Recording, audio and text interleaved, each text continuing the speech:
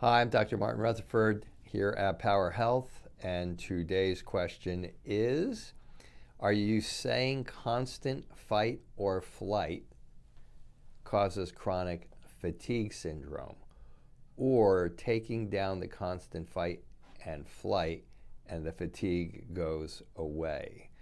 So chronic fatigue syndrome is very complex, okay? So uh, I'm not saying that chronic fight flight is the only cause of that, but it could be. It could be. I've even had experiences in my own life at a certain period of times where I went through where a fight flight response was going on, and that's basically what was causing my fatigue. But that's not normally what walks in there.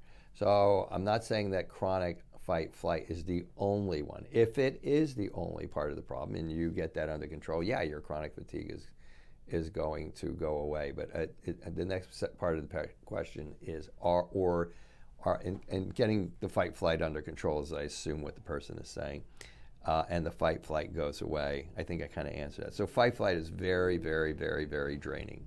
Fight flight is a mechanism that puts you in a position of fight or flight, neurologically, chemically.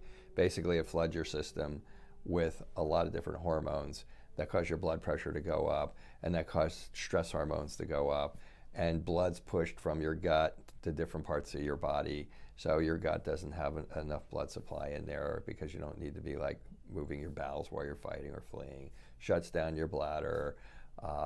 It causes you to puts out something called epinephrine, so you can breathe in more oxygen, and so it's very intense. It's very intense, but it's only meant to be intense over a short period of time.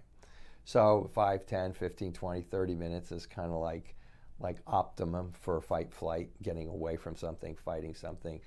Frankly, just a couple minutes is probably good for a fight flight. But of course, there are situations in life where it lasts a lot longer. If you are in fight flight and I'm assuming this question is relative to one of the presentations that we put online on fight flight.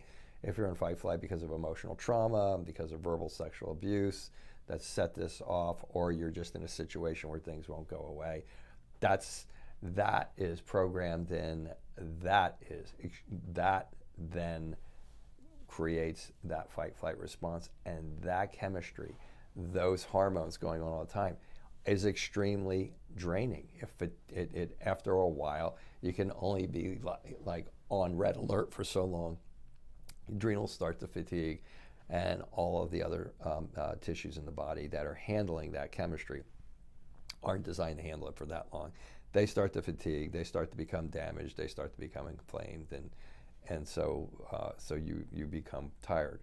So fight flight, chronic fight flight. I'm not saying that if you come in and you have chronic fatigue syndrome, if you come in like to an office like this, you're usually going to have chronic stress responses, autoimmunity, Hashimoto's, blood sugar problems. You're usually going to have a lot of things that contribute to it.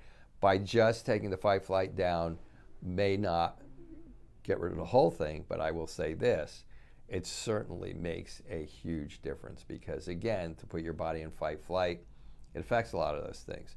It affects your blood sugar, it affects the gut function, it affects thyroid function, it affects a lot of those other things that in and of themselves would contribute to your fight flight. Chronic fatigue syndrome, complex. Usually by the time that patient walks into an office like this, it's complex. So I hope that answers your question.